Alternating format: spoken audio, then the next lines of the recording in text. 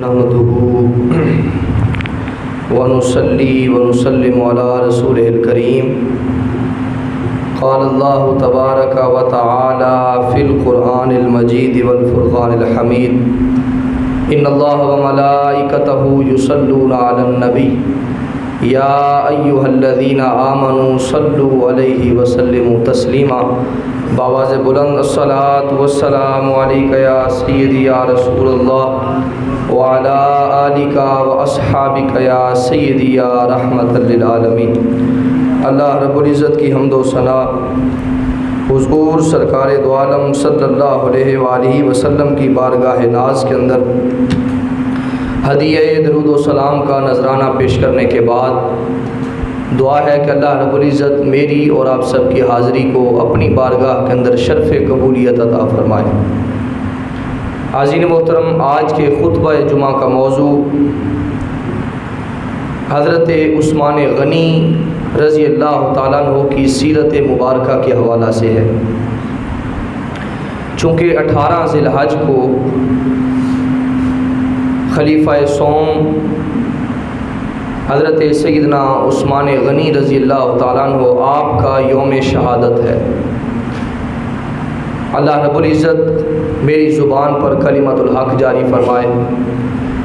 حاضرین محترم، حضرت عثمان غنی رضی اللہ تعالیٰ عنہ کو اللہ رب العزت نے بے شمار خوبیوں سے نوازا تھا، بے شمار کمالات سے نوازا تھا، اور اللہ رب العزت نے آپ سے دین کی خدمات کو بھی لیا اور خدمت خلق اللہ رب العزت نے آپ کو توفیقات سے نوازا۔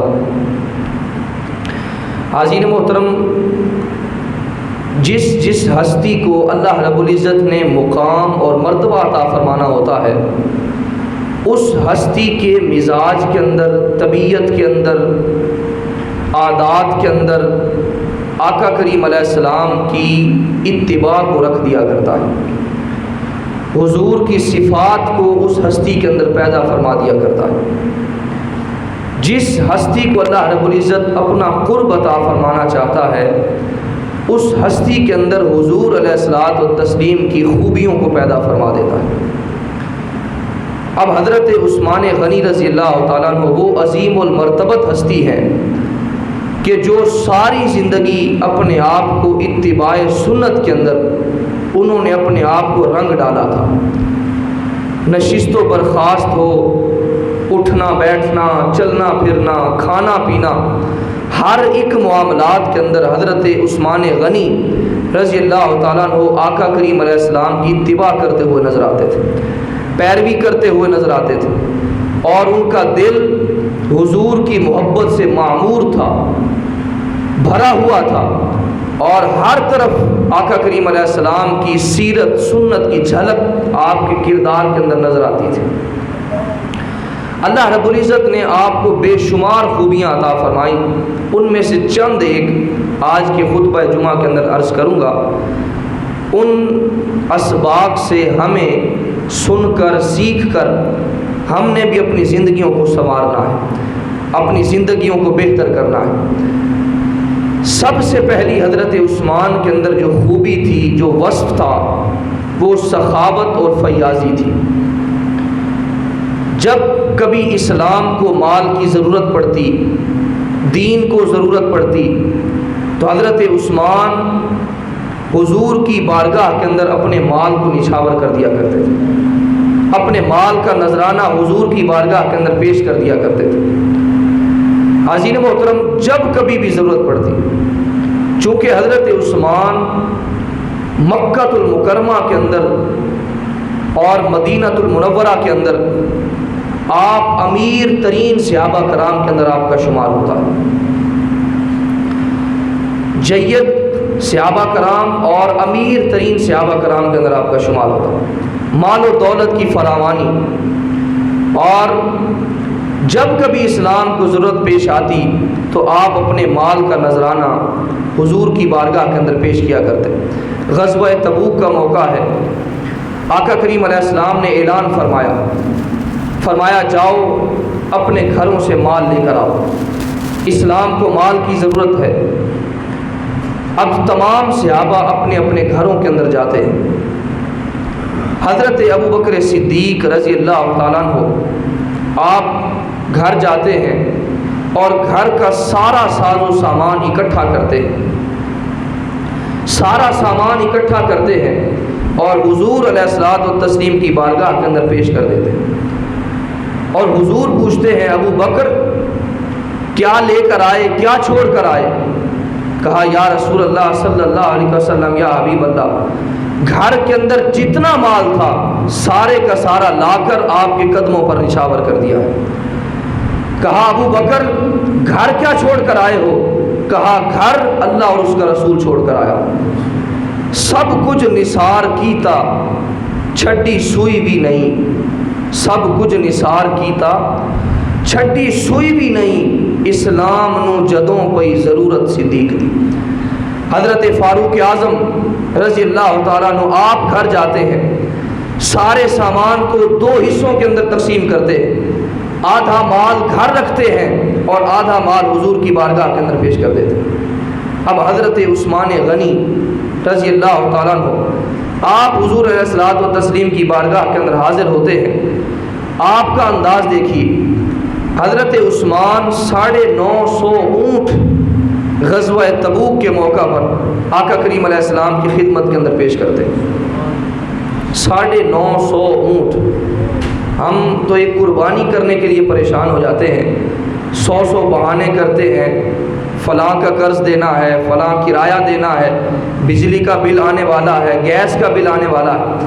مگر حضرت عثمان نے 950 اونٹ غزوہ تبوک کے موقع پر آقا کریم علیہ السلام کی بارگاہ کے اندر پیش کیا. اور اسی طرح 50 گھوڑے حضرت عثمان نے حضور کی بارگاہ کے اندر پیش کیے اور 1000 اشرفیاں حضرت عثمان غنی رضی اللہ تعالیٰ عنہ نے آقا کریم علیہ السلام کی خدمت کے اندر پیش کی. آپ اندازہ کریں, 950 اونٹ, 50 گھوڑے, 1000 اشرفیاں, اور ایک روایت کے مطابق حضرت عثمان نے اسی غزوہ تبوک کے موقع پر 10,000 مزید اشرفیاں حضور علیہ الصلوۃ والتسلیم کی بارگاہ کے اندر پیش کی.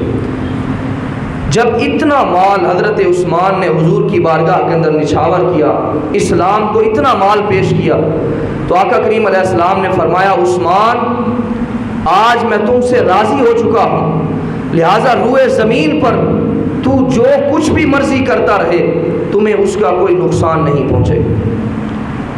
جو کچھ مرضی کر, یعنی اختیار عطا فرما دیا, جو کچھ مرضی کر, اللہ رب العزت تجھ سے سوال نہیں فرمائے. اور اللہ رب العزت نے حضرت عثمان کو یہ مرتبہ عطا فرمایا کہ آقا کریم علیہ السلام نے دنیا کے اندر رہتے ہوئے حضرت عثمان کو جنتی ہونے کی بشارت عطا فرمایا. دنیا کے اندر چلتے پھرتے جنتی ہو, اور جنت کے اندر آقا کریم علیہ السلام نے فرمایا کہ میرا ساتھی عثمان ہوگا, عثمان جنت کے اندر بھی میرا ساتھی ہوگا. حاضرین محترم, جب اسلام کے لیے انسان قربانیاں دیتا ہے, اسلام کو اپنا آپ پیش کرتا ہے, تو اسلام کبھی بھی بے وفائی نہیں کرتا. اللہ رب العزت اپنے بندے کی قدر فرماتا ہے, بے قدری نہیں فرماتا. یہ بے وفائی کا در نہیں ہے, ہماری بے وفائی پر وہ اتنا پیار کرتے ہیں, ہماری بے وفائی پر وہ اتنا پیار کرتے ہیں. اگر ہم با وفا ہوتے تو کیا ہوتے. اللہ رب العزت ہماری وفاؤں پر بہتر اجر عطا فرماتا ہے, بہتر صلہ عطا فرماتا ہے. حضرت عثمان کو دنیا کے اندر جنتی ہونے کی بشارت عطا فرمائی. حاضرین محترم, اسی طرح مدینہ المنورہ کے اندر ایک کنواں تھا جو یہودیوں کے قبضہ کے اندر تھا. مسلمانوں کو بڑی شدید پانی کی حاجت ہوتی. حضرت عثمان غنی رضی اللہ تعالیٰ عنہ آپ نے وہ کنواں خریدا اور کنویں کو مسلمانوں کے لیے وقف فرما دیا. تو حضرت عثمان جب کبھی بھی جہاں پر بھی اسلام کو مال کی ضرورت پڑتی تو اپنا مال اللہ اور اس کے رسول کے راستہ کے اندر خیرات کیا کرتے تھے. تو یہ آپ کی سخاوت اور فیاضی کی عمدہ مثالیں ہیں. حاضرین محترم, دوسرا وصف حضرت عثمان غنی کے اندر جو تھا وہ اتباع سنت کا تھا. حضور صلی اللہ علیہ وآلہ وسلم کی پیروی کرتے, حضور کی فرامین پر عمل کرتے، حضور کی جلوتوں کو دیکھتے، حضور کی خلوتوں کو دیکھتے اور اسی طرح اپنی زندگی کو ڈھالنے کی کوشش کرتے۔ حاضرین محترم، حضرت عثمان غنی رضی اللہ تعالیٰ عنہ ایک مرتبہ مسجد کے دروازے پر بیٹھ جاتے ہیں۔ یہ جو باہر کا دروازہ ہے، آپ مسجد کے دروازے پر بیٹھ جاتے ہیں اور بکری کی دستی کا گوشت منگواتے ہیں۔ بکری کی دستی کا گوشت آ جاتا ہے، حضرت عثمان غنی آپ اس بکری کی دستی کا گوشت مسجد کے دروازے پر بیٹھ کر تناول فرماتے ہیں۔ جب تناول فرمانے کے بعد حضرت عثمان جب کھڑے ہوتے ہیں تو صحابہ کرام سے فرماتے ہیں کہ اس جگہ پر میرے آقا صلی اللہ علیہ وآلہ وسلم نے گوشت تناول فرمایا تھا، اور جس جگہ پر تناول فرمایا تھا میں نے اسی جگہ پر تناول کیا ہے، اور جس چیز کا گوشت تناول فرمایا تھا میں نے بھی اسی چیز کا گوشت تناول کیا۔ حضور نے بکری کی دستی کا گوشت تناول فرمایا اور مسجد کے دروازے پر تناول فرمایا۔ جتنا گوشت تناول فرمایا، کہا میں نے بھی آج حضور علیہ الصلوۃ والتسلیم کی سنت کی پیروی کی، حضور کی اتباع کا شرف حاصل کیا۔ حاضرین محترم، حضور کے جس بھی معاملات کو دیکھتے، حضور کی ادا کو دیکھتے تو اس ادا کو اپنے اندر اپنانے کی کوشش کرتے، اس ادا کو ادا کرنے کی کوشش کرتے۔ حاضرین محترم، اسی طرح حضرت عثمان غنی رضی اللہ تعالیٰ عنہ آپ نے ایک مرتبہ پانی منگوایا اور پانی منگوا کر آپ نے اس سے وضو فرمایا۔ وضو فرما کر آپ کوئی بات نہ تھی، وضو فرمانے کے بعد آپ وہیں پر مسکرانے لگے، مسکرانے لگ جاتے ہیں۔ آپ جب مسکرانے کے بعد صحابہ کرام سے فرماتے ہیں کہ آج آپ نے پوچھا نہیں کہ میں مسکرایا کیوں ہوں، وضو کرنے کے بعد مسکرانے کی وجہ نہیں پوچھی۔ صحابہ کرام نے کہا کہ آپ بتائیں آپ کیوں مسکرا رہے تھے؟ حضرت عثمان غنی رضی اللہ تعالیٰ عنہ فرماتے ہیں کہ میں وجہ تو نہیں جانتا، مگر میں نے اسی جگہ پر کائنات کے آقا کو وضو فرما کر مسکراتے ہوئے دیکھا تھا۔ بس میں نے حضور کو دیکھا تھا اور میں نے حضور کی سنت پر عمل کیا ہے، حضور کی پیروی کرتے ہوئے میں نے بھی وضو کر کے مسکرانا شروع کر دیا۔ تو حضور کی چھوٹی چھوٹی ادا کو دیکھتے، حضور کے عمل کو دیکھتے، برکت حاصل کرنے کے لیے آقا کریم علیہ السلام کی اداؤں کو اپنایا کرتے تھے۔ یہ صحابہ کرام کے اندر یہ جذبہ موجود تھا۔ حضرت عبداللہ ابن عمر رضی اللہ تعالیٰ عنہ ایک سفر پر جا رہے ہیں، راستہ کے اندر ایک جگہ آتی ہے، وہاں پر حضرت عبداللہ ابن عمر اس سواری کو اس درخت کے گرد چکر لگاتے ہیں۔ اب کوئی وجہ نہ تھی، کوئی معاملہ نہ تھا، مگر آپ جان بوجھ کر اس درخت کے گرد چکر لگاتے ہیں۔ صحابہ کرام پوچھتے ہیں عبداللہ ابن عمر کیا ماجرا ہے، آپ یہاں پر چکر کیوں لگا رہے ہیں؟ حضرت عبداللہ ابن عمر فرماتے ہیں کہ مجھے وجہ کا تو کچھ نہیں پتا، مگر میں نے یہاں پر مصطفیٰ کو یوں کرتے ہوئے دیکھا تھا، حضور کو یوں چکر لگاتے ہوئے دیکھا تھا، اور آج میں یہاں سے گزرا ہوں تو میرے دل کے اندر خواہش پیدا ہوئی کہ میں بھی حضور کی ادا کو اپنا کر ثواب حاصل کر سکوں۔ تو حاضرین محترم، صحابہ کرام حضور کی اداؤں کو اپنایا کرتے تھے، حضور کی اداؤں کے مطابق اپنی زندگی کو گزارا کرتے تھے۔ تو حضرت عثمان غنی کے اندر ایک وصف سخاوت اور فیاضی تھا، اور دوسرا وصف اتباع سنت تھا، حضور کی پیروی کرنا، اور تیسرا وصف آپ کے اندر حیا اور پاک دامنی تھی۔ آپ حیا بہت زیادہ فرماتے تھے، شرم و حیا کا پیکر تھے، عفت و حیا کا پیکر تھے۔ حضرت عثمان غنی وہ عظیم ہستی ہیں کہ آپ سے فرشتے بھی حیا فرمایا کرتے تھے۔ آقا کریم علیہ السلام نے ایک مرتبہ دعا فرمائی کہ مولا عثمان بڑا شرمیلا ہے، عفت و حیا پاک دامنی والا ہے، شرم و حیا والا ہے، لہٰذا قیامت کے دن عثمان سے سوال نہ کرنا، عثمان تیرے سامنے کھڑا نہیں ہو پائے گا، اس کے اندر شرم بہت زیادہ ہے، حیا بہت زیادہ ہے، لہذا عثمان سے قیامت کے دن کوئی سوال نہ کر۔ اللہ رب العزت نے آقا کریم علیہ السلام کی دعا کو قبول فرمایا اور فرمایا عثمان کو بغیر حساب و کتاب کے جنت کے اندر بھیجا جائے، بغیر حساب و کتاب کے۔ تو عزیز محترم، حضرت عثمان شرم و حیا کا پیکر تھے۔ آپ نے کبھی بھی ساری زندگی کے اندر اپنی شرم گاہ کو نہیں دیکھا۔ اور آقا کریم علیہ السلام کی 2 صاحبزادیاں حضرت عثمان غنی کے گھر کے اندر تھی، یکے بعد دیگرے آپ نے ان کے ساتھ نکاح فرمایا۔ اور اسی طرح حضرت اماں جی عائشہ صدیقہ رضی اللہ تعالیٰ عنہ فرماتی ہیں کہ آقا کریم علیہ السلام اپنے حجرہ مبارک کے اندر آرام فرما ہے، استراحت فرما رہے ہیں، اور حضور اس حال کے اندر لیٹے ہوئے ہیں کہ آپ کی پنڈلی مبارک سے کپڑا ہٹا ہوا ہے، پنڈلی ننگی ہے، برہنہ ہے، کپڑا ہٹا ہوا ہے۔ اب اسی حال کے اندر تاجدار صداقت حضرت ابوبکر صدیق رضی اللہ تعالیٰ عنہ تشریف لے آتے ہیں۔ آقا کریم علیہ السلام اسی حال کے اندر ہی موجود رہتے ہیں، جس طرح پہلے آپ آرام فرما ہیں اسی طرح ہی آپ آرام فرما رہتے ہیں۔ تھوڑی دیر کے بعد حضرت فاروق اعظم رضی اللہ تعالیٰ عنہ آپ تشریف لے آتے ہیں۔ آقا کریم علیہ السلام اسی حال کے اندر ہی موجود رہتے ہیں، یعنی پنڈلی سے کپڑا تھوڑا سا ہٹا ہوا ہے۔ اب تھوڑی دیر مزید گزرتی ہے، حضرت عثمان غنی رضی اللہ تعالیٰ عنہ آپ تشریف لے آتے ہیں۔ آقا کریم علیہ السلام اٹھ کر بیٹھ جاتے ہیں اور اپنے کپڑوں کو درست کرتے، اپنی پنڈلی پر کپڑا ڈالتے، اور جتنی دیر گفتگو ہوتی رہی، باتیں ہوتی رہیں، جب یہ تینوں صحابہ کرام واپس چلے گئے تو حضرت اماں جی عائشہ صدیقہ رضی اللہ تعالیٰ عنہ نے آقا کریم علیہ السلام سے پوچھا، یا رسول اللہ ماجرا کیا ہے؟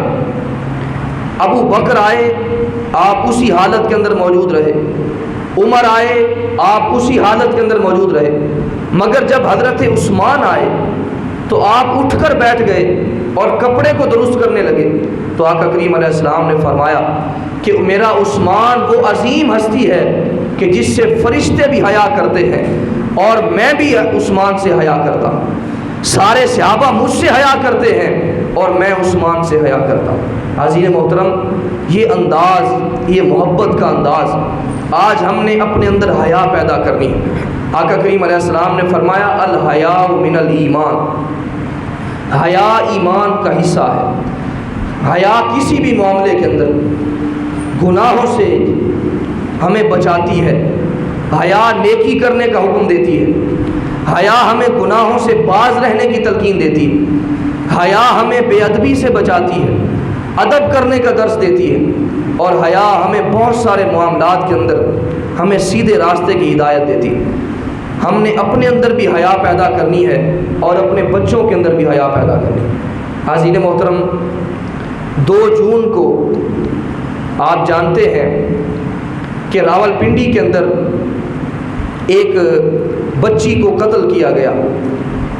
یقیناً ناحق قتل کیا جائے اس کی مذمت ہی کی جانی چاہیے، مگر اس کے اندر جو شواہد ملے ہیں، جو اس کے اندر تحقیقات سامنے آ رہی ہیں، وہ یہاں پر بیان کرنا مناسب نہیں ہے، مگر بات کرنے کا مقصد یہ ہے کہ ہم نے اپنے بچوں کے اندر حیا پیدا کرنی ہے، شرم پیدا کرنی ہے، بچوں کے اندر ادب پیدا کرنا ہے، بچوں کو گناہوں سے باز رہنے کی تلقین کرنی ہے، اور اپنے بچوں پر کڑی نظر رکھنی ہے کہ ہمارے بچے کہیں غلط راستے کا شکار تو نہیں ہو رہے، ہمارے بچے، ہماری اولاد کہیں غلط راستے پر تو نہیں پڑ رہی، اور موبائل کے ذریعہ سے کیا ہمارے بچوں کی تنہائی تباہ و برباد تو نہیں ہو رہی، ہماری بچوں کی نظر، ہمارے بچوں کے قلب و جگر کیا گناہوں سے آلودہ تو نہیں ہو رہے۔ ہم نے اس پر توجہ کرنی ہے۔ حضرت عثمان غنی رضی اللہ تعالیٰ عنہ آپ کی زندگی، آپ کی حیا، آپ کی عفت و پاک دامنی ہمیں اس بات کا درس دیتی ہے کہ ہم اپنے اندر حیا پیدا کریں۔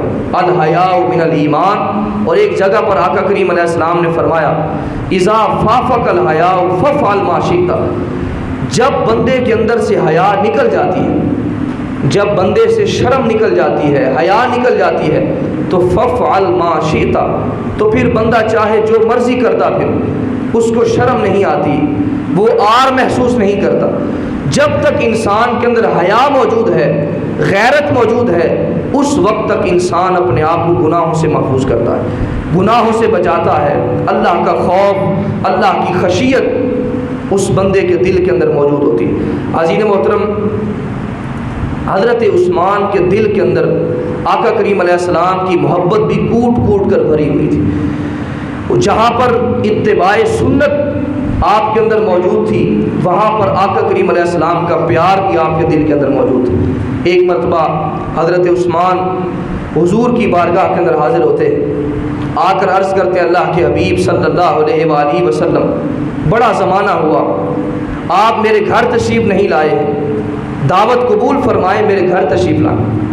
اب کائنات کے آقا صلی اللہ علیہ وآلہ وسلم کے ہمراہ جتنے لوگ بیٹھے ہوئے تھے، آپ ان کو اپنے ہمراہ لیتے ہیں اور حضرت عثمان کے گھر کی جانب چل پڑتے ہیں۔